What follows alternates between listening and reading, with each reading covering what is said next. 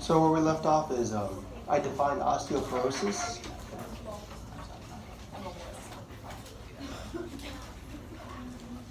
And the last thing you know should be how I defined osteoporosis as having two types, one associated with menopause and one associated with just being elderly.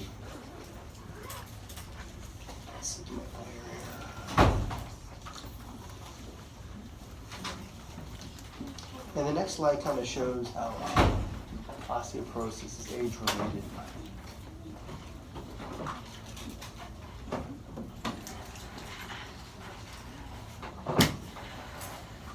This is an older study, but I think it's still representative of what you find today.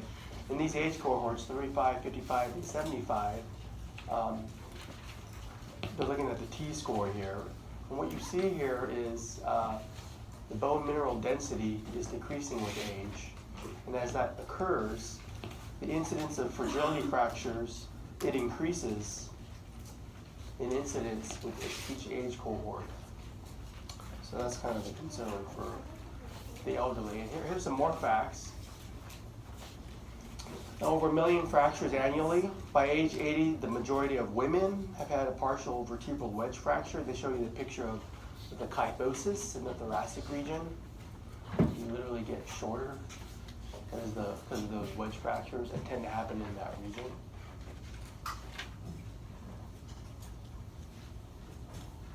And so I like to give students numbers of the hip fractures that occur each year. 12 to 20% of fractures are associated with excess mortality.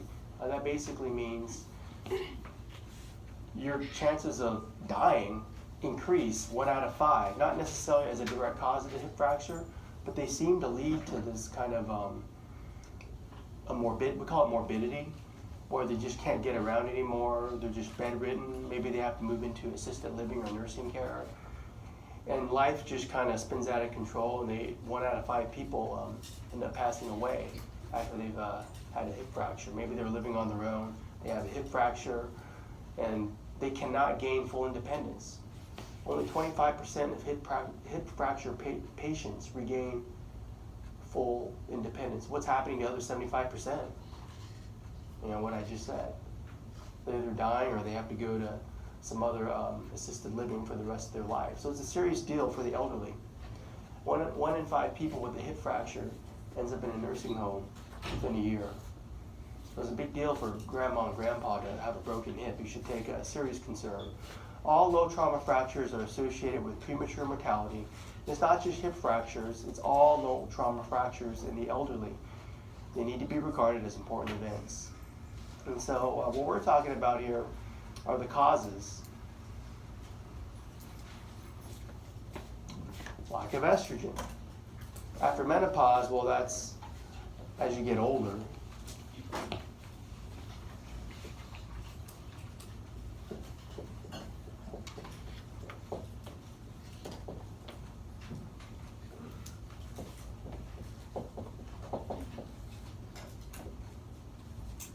Like I said last time,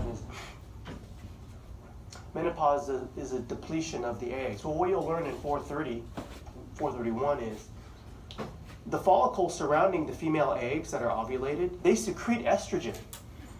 When you run out of those follicles with the eggs inside them, there's nothing secreting the estrogen. Okay, so the estrogen levels seem to protect against osteoporosis. But also what I say in the slide is not just menopause, but in young female athletes who overtrain.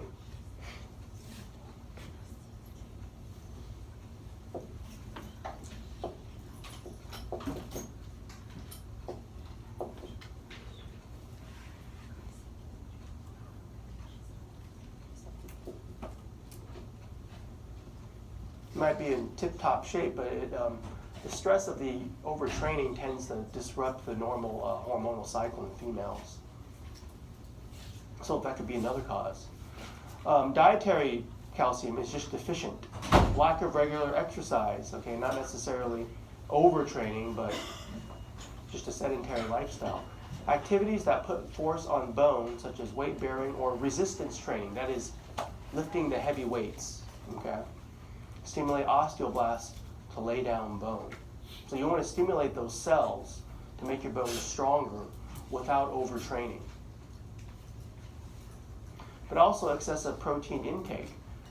Protein is a dirty fuel. Fat and carb are clean burning. Because if you look at the chemistry, when you burn down fat or carb, the byproduct is just water and CO2, which you can breathe off. But protein has those nitrogen groups. Nitrogenous waste products from protein metabolism, they must be buffered with calcium, which can be leached from the bone. So high protein diets can be harmful to your skeletal system. So here's that accelerated trabecular bone loss. Well, we're going to study the vertebral column later on this semester, but in the weight-bearing portion of your spine, it's trabecular bone. So that could collapse and wedge in, as shown here. Here on the real x-ray, the arrows are pointing to the fracture. Because like what you'll learn is that on the outside, it's the compact bone, right? And the inside is spongy. So the compact bone can squash or wedge in on the spongy bone there. That's what you see in this x-ray there. And the illustration on the left shows you normal to mild to severe wedge fractures.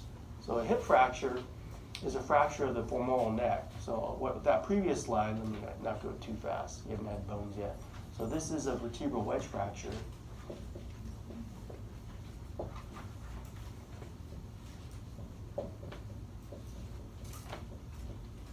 It's the body of the vertebra that kind of wedges in, collapses. Body. That's the weight-bearing portion of the backbone. Quote unquote.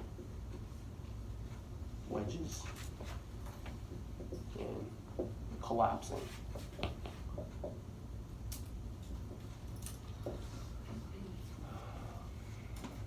A hip fracture typically is a fracture of the femoral neck. That's usually what we say.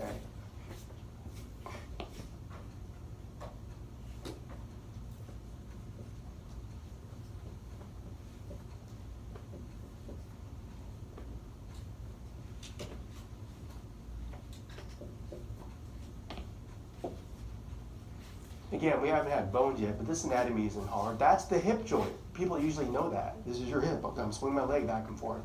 That's my hip, right? See that big knob? That's the head of the femur, and it fits in a very deep socket of the hip bone called the acetabulum. Write that down. So the hip joint is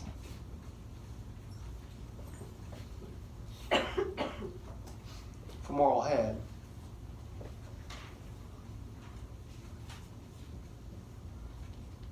That's the knob in the acetabulum. That's the actual socket for the knob. So acetabulum, it's a word that means wine glass. You know, it's like the socket that receives the head. So in anatomy, the superior thing is the head, the neck. Just like you have a head, then a neck, right? So in the bone, the knobby part is the head. But see how the neck is narrow, and that's prone to fracture. So if you fall and break that thing, if it's a clean break, I guess if the surgeon decides pins can hold the bones together so they can heal, that would be preferable than to get a whole new hip, I think. Okay.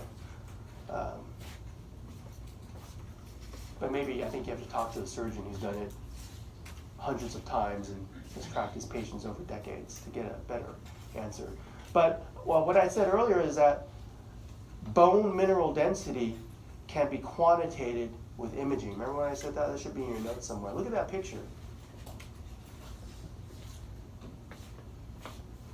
See if you're with it. I'm going to say, look at the picture, and you tell me which one's better, the left or the right. Which one's better, the left or the right? And you don't have to have a PhD to know this. What do you think? That one, right? I guess if you have more BFD, it kind of lights up more, and you quantitate it with that number. This is more prone to fracture. So take-home message, low BMD could lead to osteoporotic bone. And so the osteoporotic bone isn't really in itself the risk. The risk is when you fall, right, and fracture. That's the risk. If you never fracture, then I guess you can get by. But once you fall and fracture, then all the bad things seem to happen. So we need to consider anything that increases the risk of falling. In the elderly, you start to see some neurologic deficits. Maybe they had a TIA, a minor stroke, so maybe their motor skills aren't as good. So they're more prone to fall. Maybe they have Parkinson's or Huntington's. Anything where there's like akinesia, where they don't move as well, they have some kind of tremors. Impaired vision, they don't see so well, so they trip. Impaired balance, reaction time, gait, strength. Any of those things seem to decline with age. Medication induces sedation, so that can make you more prone to fall. So any of these things that increase risk of falling, if you have osteoporotic bone, it's a bad combo. And so prevention is lifestyle.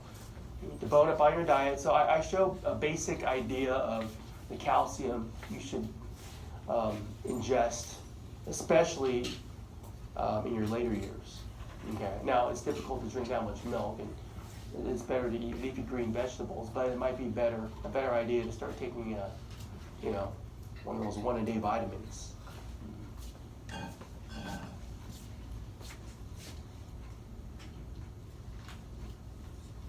My wife just bought me a bottle of Centrum. I'm not 50 yet, but she must think I'm getting old. But prevention is the best way. You pay now or you pay later. Okay, pay for the gym membership, right? Use it. It's better to pay for that than to pay for a nursing home when you get older, trust me. Regular exercise reduces fracture risk, right? Because regular exercise counteracts bone loss. And it also improves neuromuscular function because you're using your muscles too, okay? It's not just that you can bench 200 pounds or 300 pounds. The neural pathways of all those muscle groups you're using are improving with regular exercise. And so when you do fall, you can kind of catch yourself falling. You can grab onto something. Or if you actually fall down, it reduces the impact because everything's stronger, your muscles.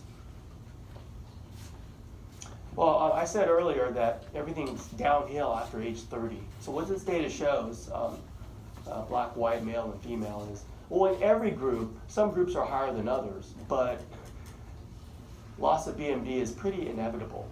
So I remember looking at slides when I was a student. They would always show the age 30 benchmark, and when you're young, that's when you put money in the bank, right? And the more you have in the bank at age 30 for your retirement years after 30, then you start to lose it.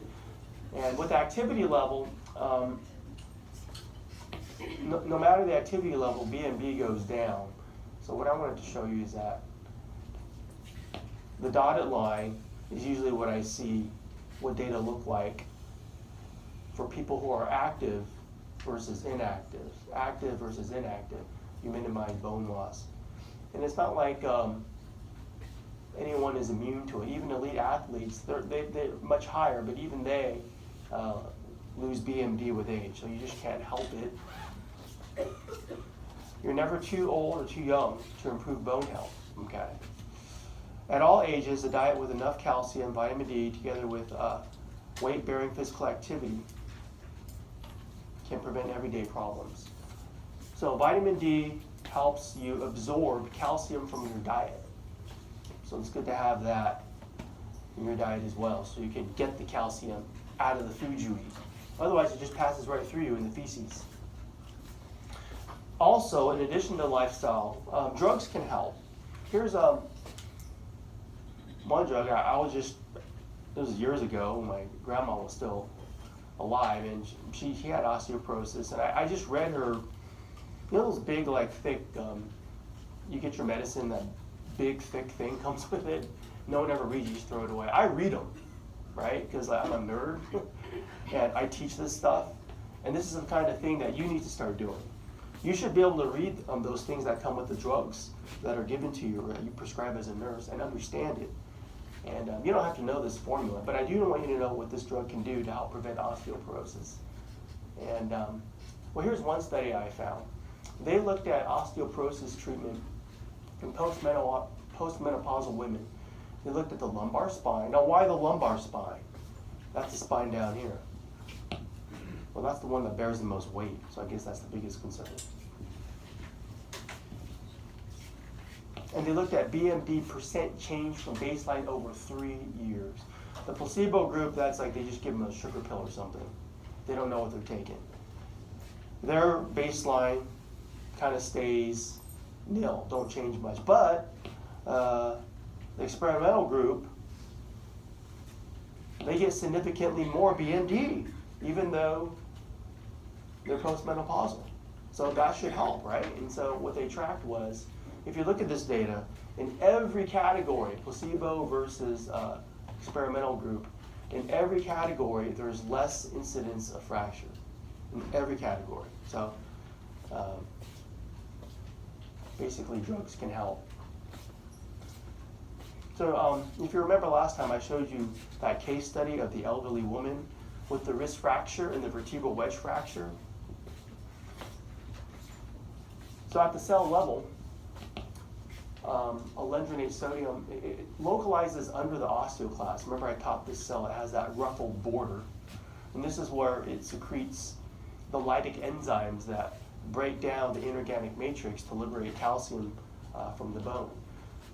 Osteoclasts, when you're on this drug, osteoclasts are able to adhere normally to the bone surface, but they lack the ruffled border. That's indicative of active resorption. Alendronate inhibits osteoclast activity, so the net result. What's the other cell type? Not osteoclast, the one that builds bone? Osteoblast. So what you can assume is, if this one's down, by default, the other one's elevated, right? Because you lowered this one. So the net result is bone formation exceeds bone resorption, and we saw that in the data slide, leading to progressive gains in bone mass. So many people slip and fall without serious problems. Why do you think this patient had problems? How would you treat this patient? Well, you might prescribe some lifestyle changes.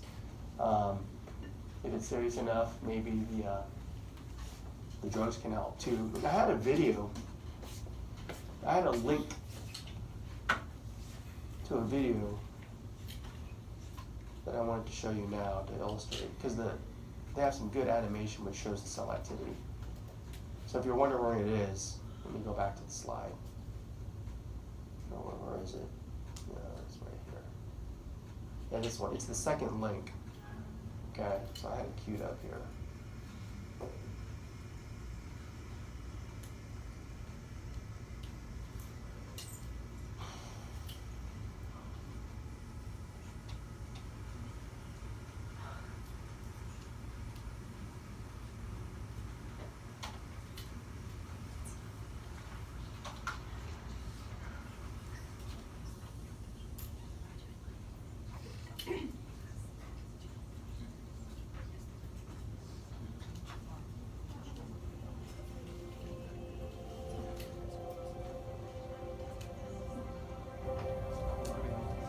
I'll turn these front lights off.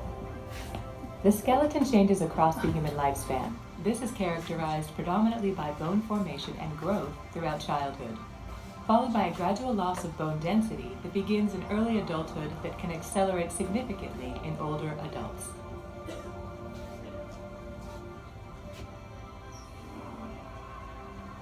The density of bone is modulated by a group of cells including osteoclasts, which are multinucleated cells that resorb bone, and osteoblasts, which refill the resorption cavities created by osteoclasts.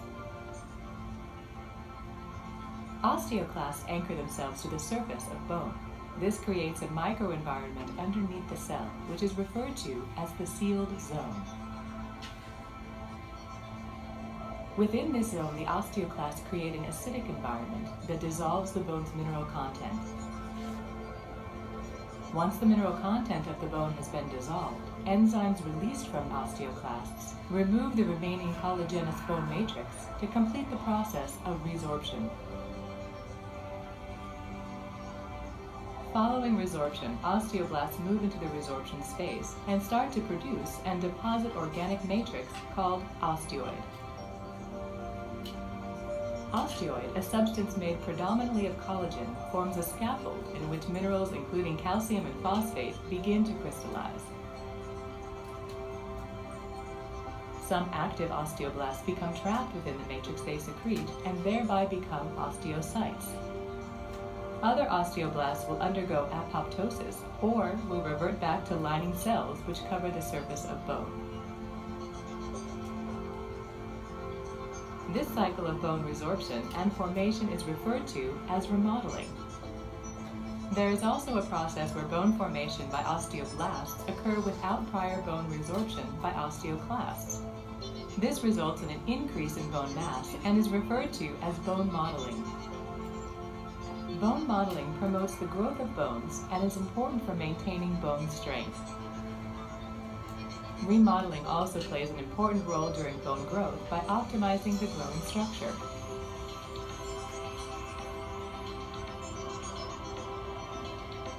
After the age of 30, most people experience a gradual loss in bone mass due to a relative decrease in the activity of osteoblasts compared with osteoclasts. However, there are many factors that impact the process of bone remodeling and influence the degree of bone loss we experience as we age. For example, medications such as glucocorticoids, which can promote osteoclast activity and also reduce bone formation. Proper nutrition and physical activity can help strengthen bone.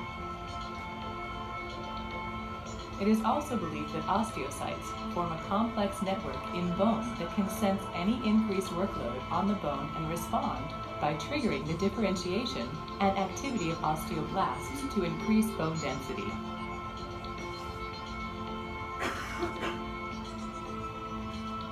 Conversely, when bone experiences reduced loading conditions, such as during long-term bed rest, resorption and remodeling increase to eliminate underloaded bone.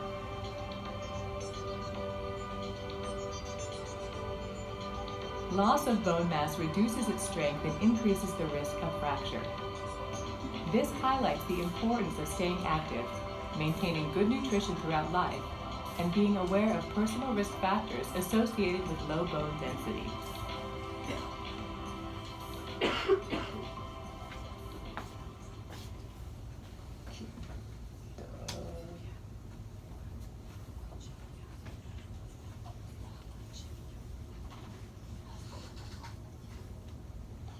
All right, I'm sure that's nice. So yeah, that hit most of the concepts we talked about. I liked how they just give that visual. Well, let me see if you're watching. What color were the osteoblasts, blue or red? Blue. Yeah, the blue ones, and the red ones were the osteoclasts of that. I like how they show the sealed border and stuff. It's really good. Okay, so let me go back to this. And I like how they distinguish between bone modeling and bone remodeling. And that how the mechanical load that I mentioned, how that influences the cell activity.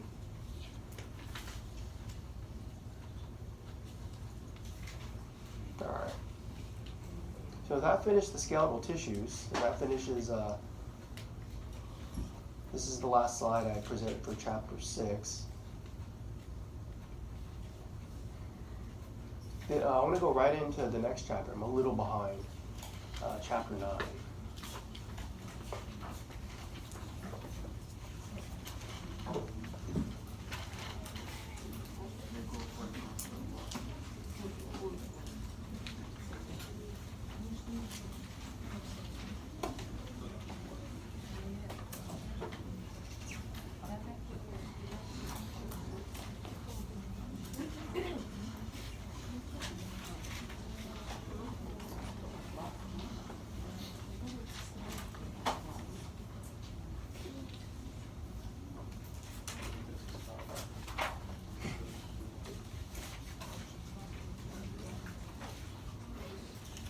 Muscle tissue.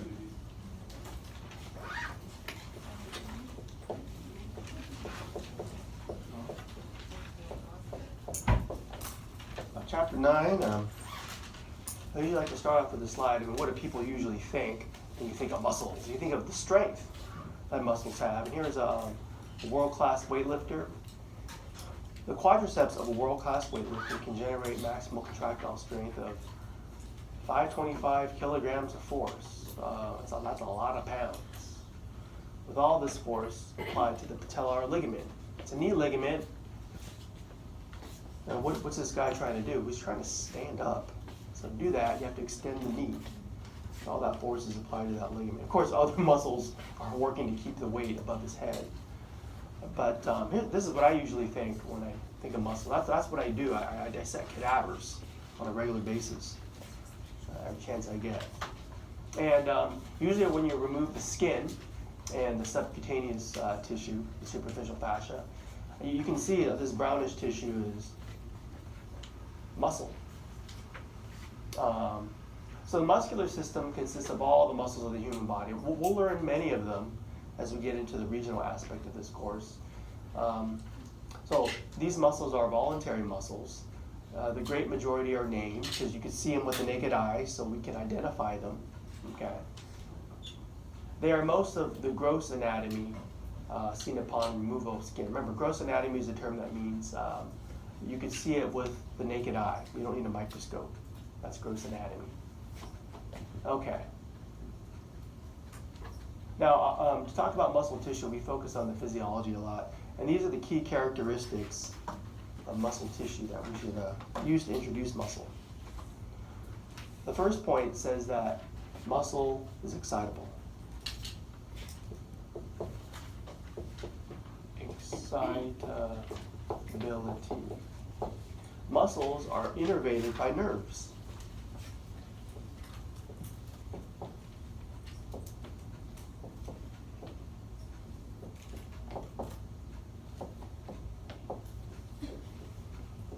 An example of skeletal muscles, the key word is innervated.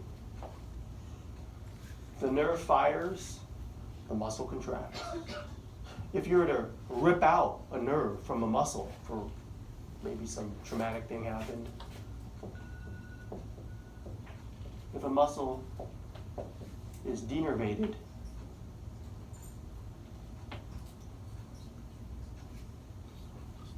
rip out the nerve,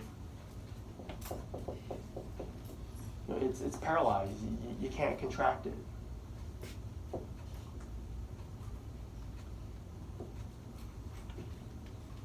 So the innervation is important, but it can be excited by nerves.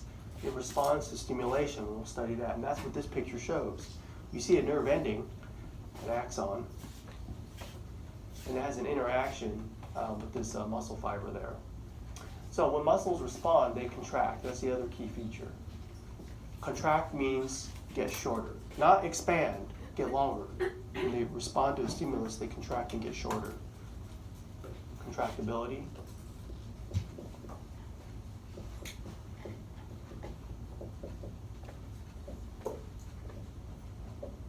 Muscles shorten in response to a stimuli. I'll say a stimulus. Stimuli. You just fire a nerve, it zaps the muscle, and it contracts. So it shortens. And well, muscles, when they contract, they pull. So muscles pull, they never push. When they contract.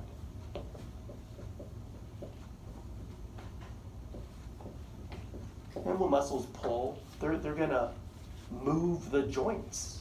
We're going to study that. We're going to go through each muscle. And for that muscle, you have to know the action of it. You have to know how it moves the joint and using the language of anatomy. We'll get to that. Okay. Extensibility, the ability to continue to contract over a range of resting lengths. Extensibility.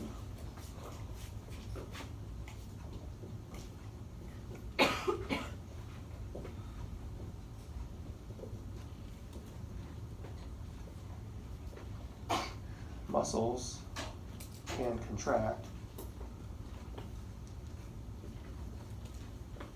over a range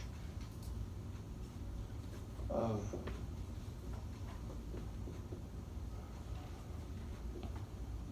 resting lengths.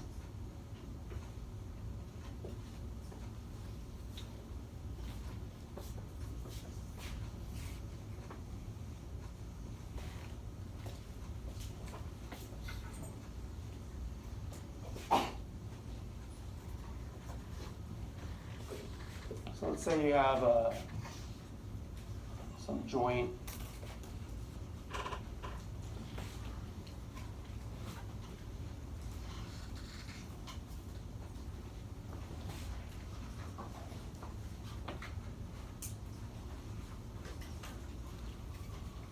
At some different angle. And you have a muscle that crosses that joint.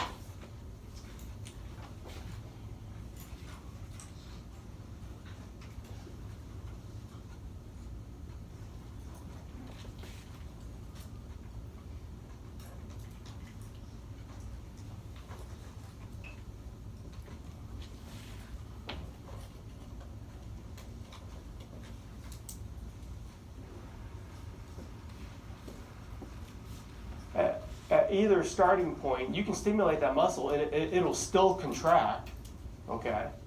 That's what they mean, resting length. How long is the muscle when you stimulate it? It could be this way, or it could be a little bit shorter, it could be a little bit longer, but you can still generate force. I mean, we'll study that. There's an optimal resting length where it's like you can generate the most force. But muscle's pretty extensive. The joint can have any range, you can still contract it. And that kind of leads to the next point. They're elastic. It's not like you stretch the muscle out and it can't go back to its original resting length. Okay, muscles are extensible. Extensible and elastic.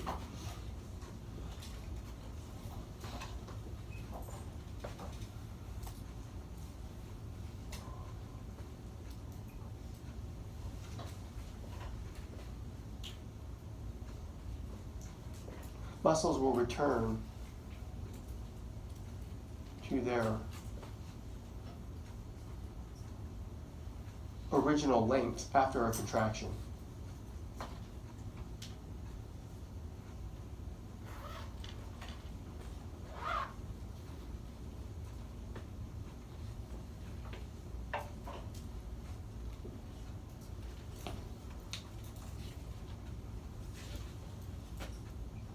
The only example where that wouldn't happen is if you contract so hard, you tear a muscle. That would be really bad. Well, that's a picture of skeletal muscle, but there's other kinds of muscles, and we categorized them before. Okay, there's skeletal, cardiac, and smooth.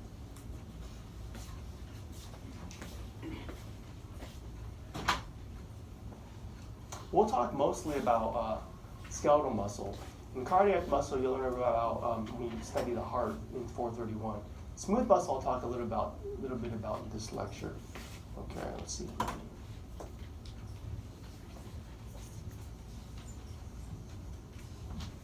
Well, let me remind you what we had discussed before, I think. This was in chapter 4.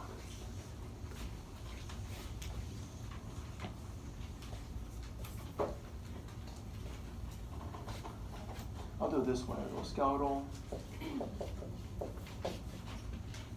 cardiac, smooth.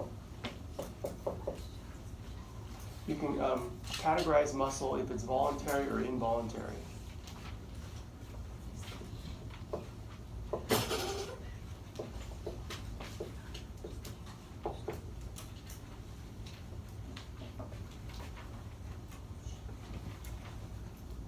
You can categorize whether its appearance under the microscope. Does it appear striated or smooth?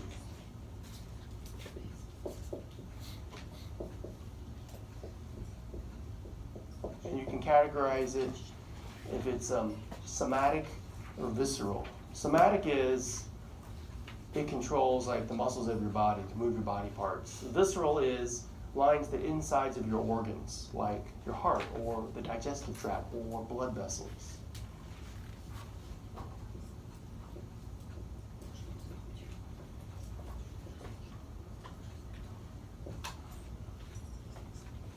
So each of these is one or the other. Go ahead and fill it out. I want to see if you can remember from chapter 4. I'll give you a minute.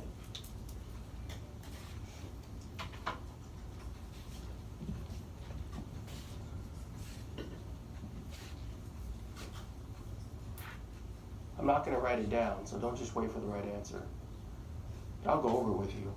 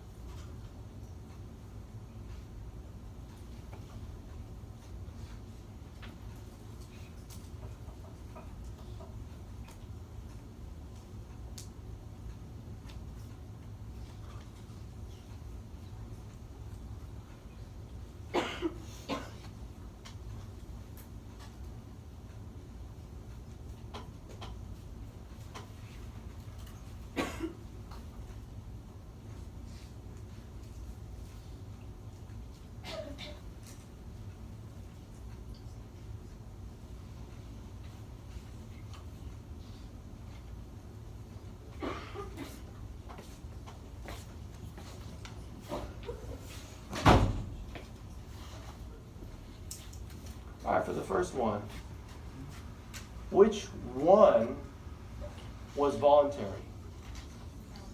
Skeletal. The other two are involuntary.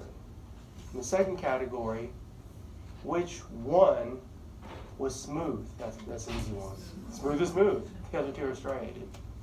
That wasn't hard to figure out. Okay, well, no, for the last one, which one was somatic? Smooth. Actually, we consider skeletal to be somatic, and the other two are visceral. Remember, visceral means contents, organs. And so the organs of your digestive tract, your blood vessels, and your heart, they're considered visceral. Skeletal muscle is somatic muscle. Now I'm going to move on. That's how we categorize muscle. We looked at those pictures in this class for chapter 4. The organization of muscle, I want to get these terms down.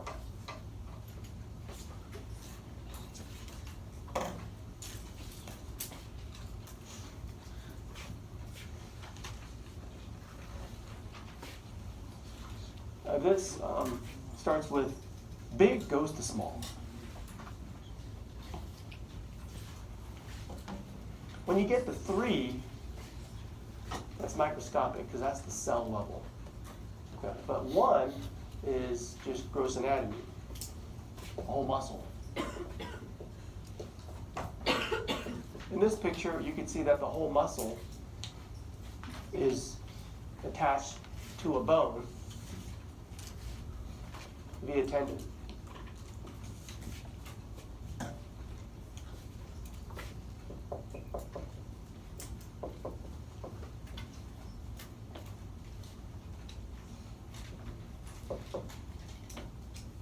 Now, tendon's not muscle. There's connective tissues that are associated with muscles.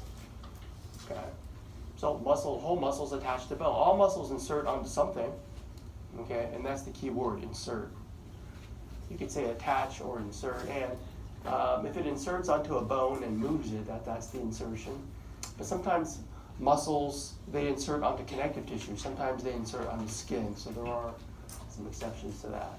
But the basic idea here is, in the whole muscle, it's got to attach to the skeletal system to move a joint.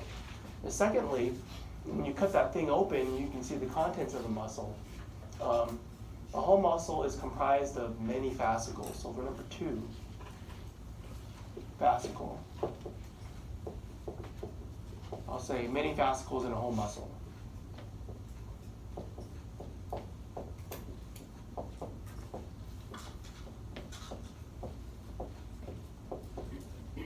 And then when you get to number 3, which is the microscopic level, that's the muscle fiber. You have many muscle fibers in a fascicle. Muscle fiber, sometimes called myocytes. This is the cell level of the tissue. All tissues have cells. This is the cell type of this tissue. They call them fibers because they're not round cells, they're elongated cylinders.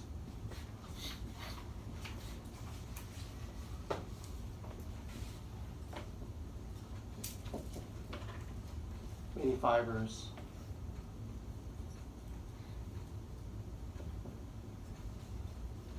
In a fascicle. Muscle fibers are amitotic. They don't divide. Okay?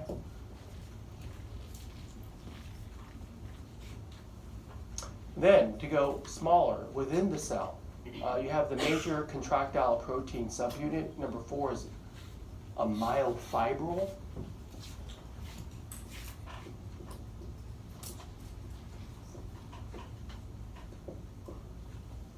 It's a fiber-ish shaped structure.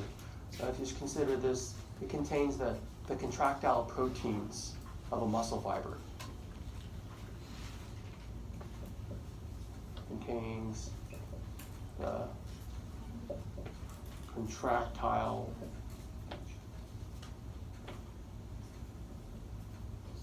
proteins of a muscle fiber.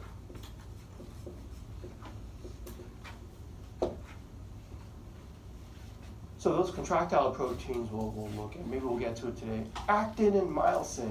Actin, myosin. Sometimes called the thin filaments. Actin are thinner. They're thin filaments. A filament is like a thread. Okay, they're thread-like proteins that contract. Myosin are thicker. Thick filaments. So when your muscles get big from working out, you're not increasing the number of muscle cells. You're increasing the contractile proteins within the myofibrils, which I guess would increase the muscle fiber size. And so your whole muscle would increase in circumference. All right, at the smallest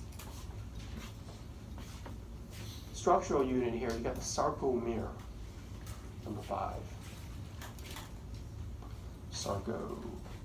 Sarco as a word root means flesh. Flesh usually refers to your muscles. So the sarcomere is the smallest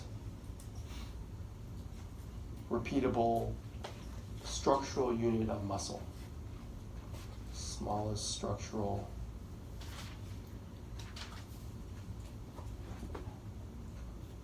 unit of muscle. So you really need to magnify that to study its details, and we will, but that's just an overview. Now let's remember that muscles have an elasticity. The connective tissues really help in that. Okay, so when these contract and go back, the connective tissues that surround them help muscle be very elastic. And so the coverings of some of these structures are shown here, 1, 2, and 3.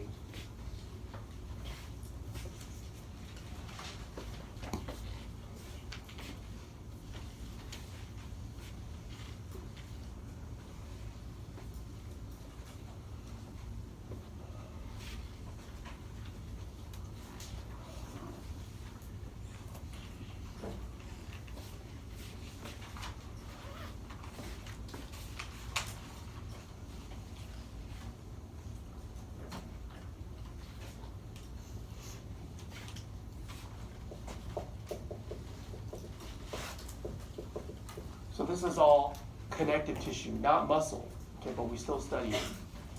CT, just to remind you. So the epimysium is the connective tissue covering around the whole muscle. AKA, we call this the deep fascia.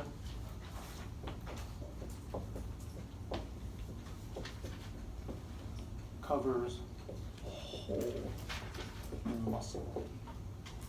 It's a very dense CT.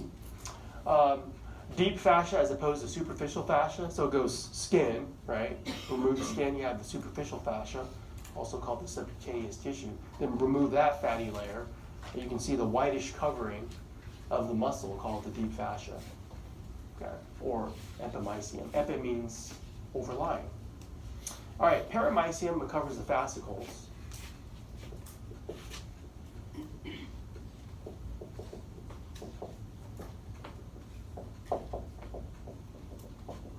And the endomysium covers the muscle fiber.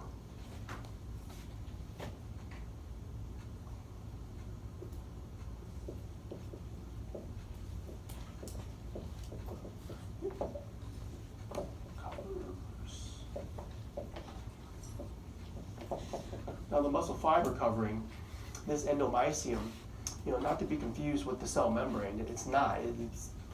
It's like a basement membrane with reticular fibers. That's how I'll describe the endomysium.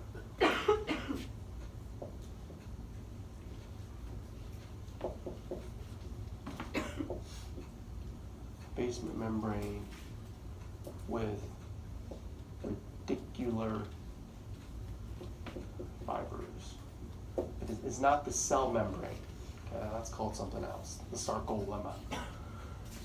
Well, anyways, here's a picture of deep fascia to show you, that whitish tissue covering the muscle on the right thigh. It's the same as epimysium. So on this side, it's been dissected away. See the brownish tissue there? And then that's the covering right there. Right there.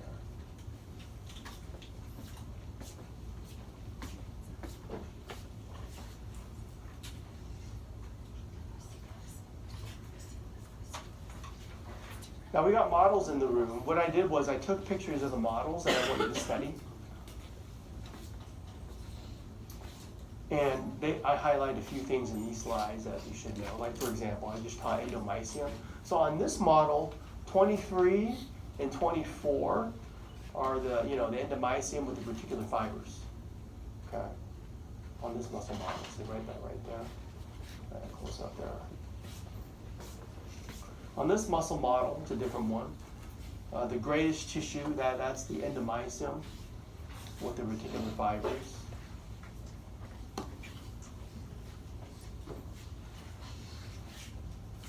These are nerve endings. I didn't point to it there, though. So let's kind of look at that sarcomere, the last thing I have on the board there. And so what I did was I put a few magnifications so you can kind of see what it looks like under the microscope. Now, we kind of looked at this a couple of times when we did the microscope labs. And I didn't let you go past 400. Okay, but you could see the striations, the striped appearance, and you could see that muscle fibers are multinucleated.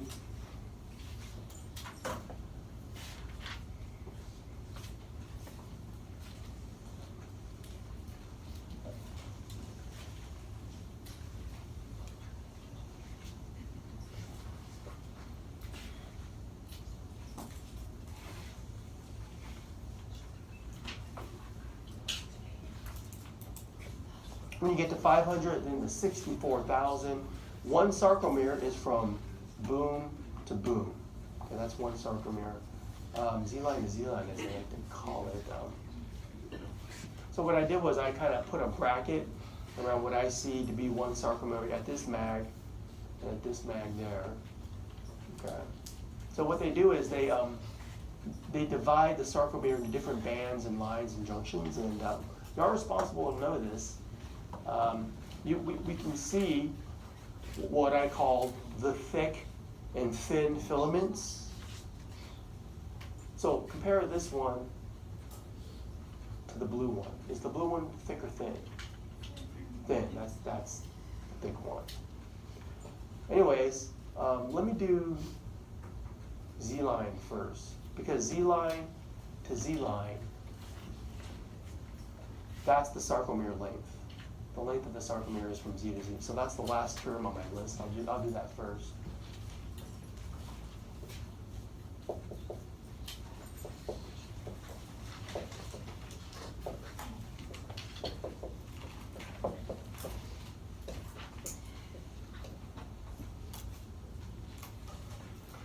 Let's start at the top, I band.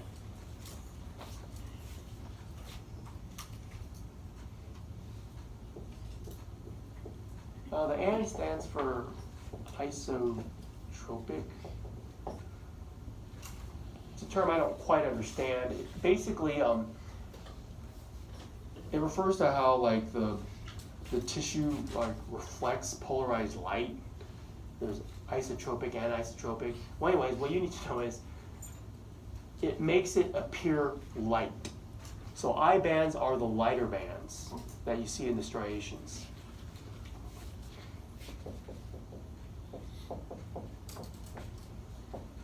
Okay, so the I band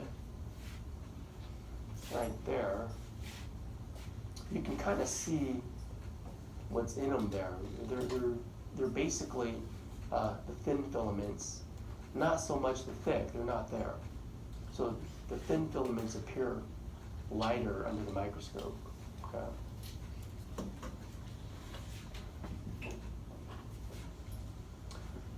The A bands, A is for anisotropic. Again, it's how the tissue looks like under polarized light. Anisotropic means the tissue appears dark. So these are the dark bands.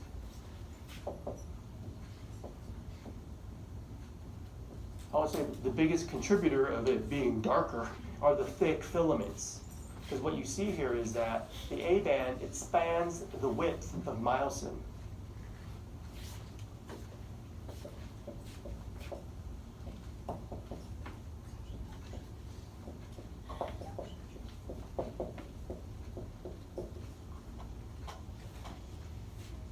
The H zone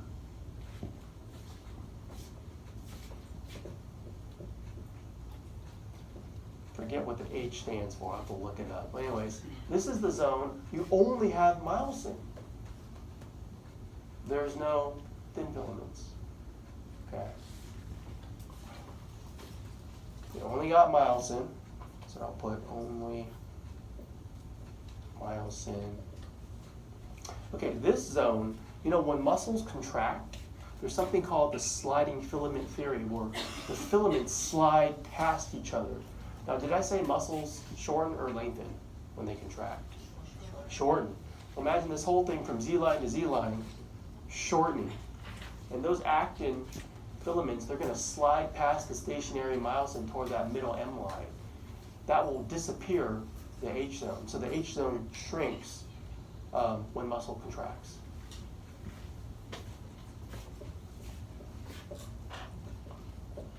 Shrinks when muscle contracts. And this is only one sarcomere. They're all contracting together, okay? They're all in a series. This is just one sarcomere. All right, so then we have M line. M, it stands for a German word that means middle. So this M means middle. Okay.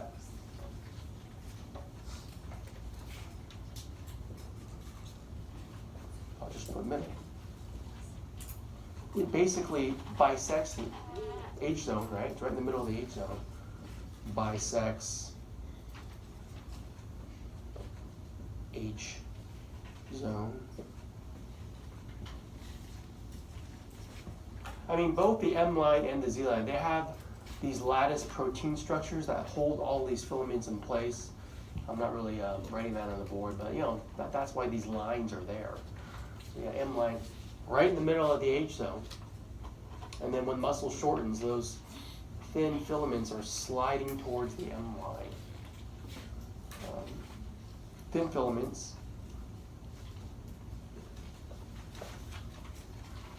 slide, I'm going to put slide in quotes, toward M line. I put slide in quotes because it's called the sliding filament theory. They use that word on purpose.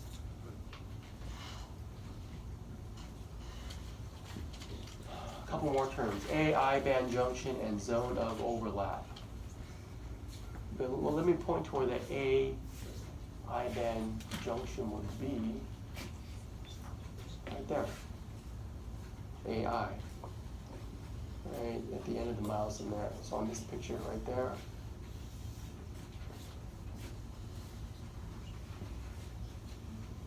And right there. Okay, that's important to know. There's a structure there we'll get to. That's where calcium is released in the muscle fiber. And calcium is very important for muscle contraction. So let's write that down.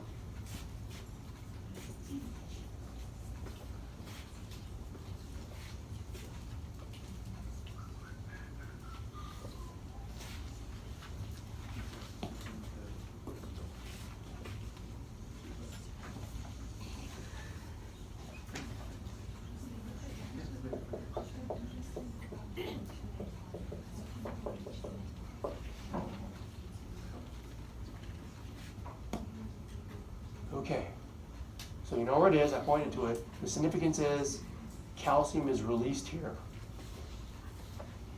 Calcium is a divalent ion, 2 pluses.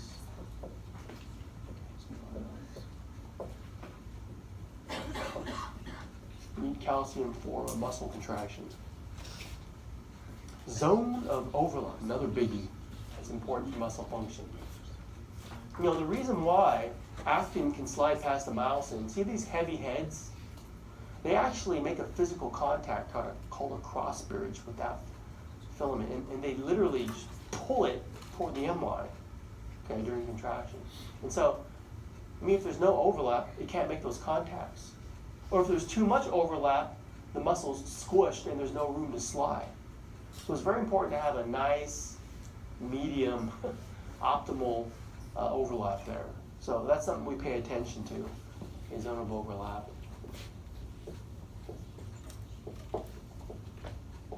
I mean, wouldn't you say that the zone of overlap is the darkest on the top picture? Yeah. So that's where you got actin overlaps myosin.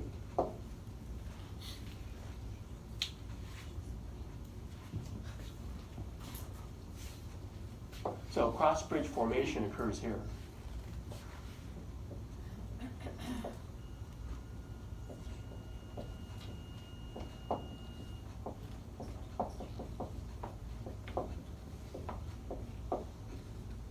Once again, the cross bridge, a bridge between actin and myosin, a physical contact between the filaments. In the next slide, we kind of see what happens when the muscle's relaxed, the sarcomere is relaxed. When the muscle's contracted, the sarcomere contracts. And what you see on the bottom picture is the change, how actin slides past stationary myosin, and you slide toward the M line on both sides. So what happens is the H zone and the I band both decrease when muscle contracts.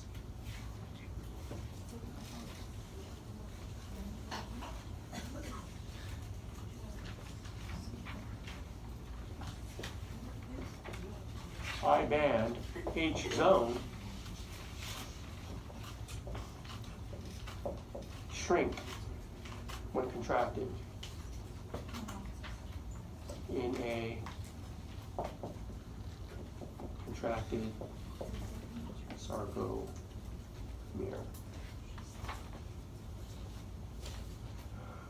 If I had you identify those zones, could you do it? Go ahead and take a couple minutes and just label 1 to 7 in your notes. And see how you do. I'll give you a minute.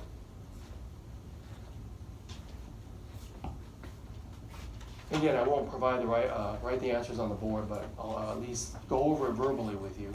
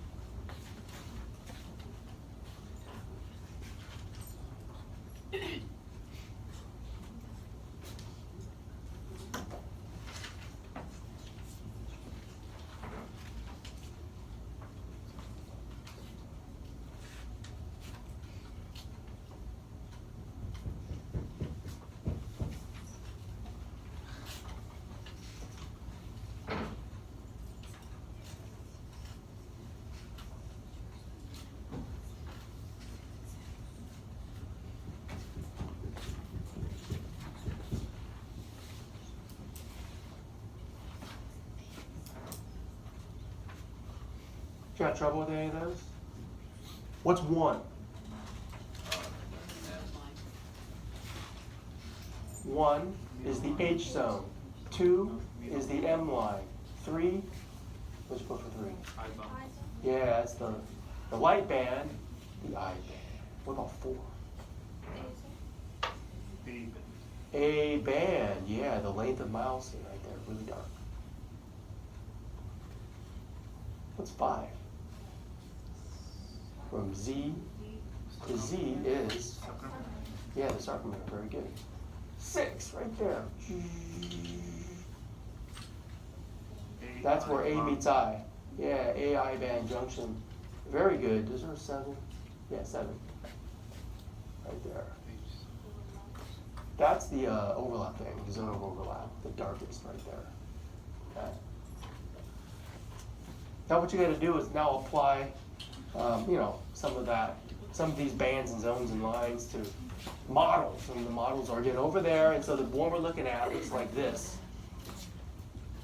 And what I did was I kind of turned my camera sideways and kind of took a picture of that, and I'm like, what are they going for? Okay, so here's my I band, the light band. So notice the Z line bisects the I band, the light band. So here's my dark band. So the dark bands are the A bands. And so therefore, there's my M line / H zone right there, okay, right in there. And so I just point to the A-I band junction. Remember how I said the A-I band junction, what ion is released there? Calcium. And the structure that releases it is right here. This structure here, we'll talk about it. It's called a triad. But these little sacs are going to have calcium in it. And calcium will percolate over the zone of overlap, and you'll get cross-cycling, and muscle can contract. So I labeled this one. So myosin number 1. So I just, that right there, one of those thick filaments. It could be any of these filaments, the ones that are thicker looking. Number 2 is actin, so they just point to a thinner filament. Number 3, I band. So they put a 3 indiscreetly in there. They're going for the I band, the light band. Number 4, Z line. Show you one there. Number 5, A band, from there to there. Number 6 is the H zone, from there to there. And number 7 is the M line, right in the middle. It's kind of hard to tell based on where they put the numbers, but I got this from the key. I came from the model publisher. What I like about this model is, I don't know if you can see right there, they're cutting through the muscle fiber. And so when you cut it in a cross section, you get these views here. If you cut like a muscle right down and look, you can kind of see what's in each band or zone. Okay, and that's another thing we like students to recognize. Look at a cross-sectional view of somewhere in the sarcomere.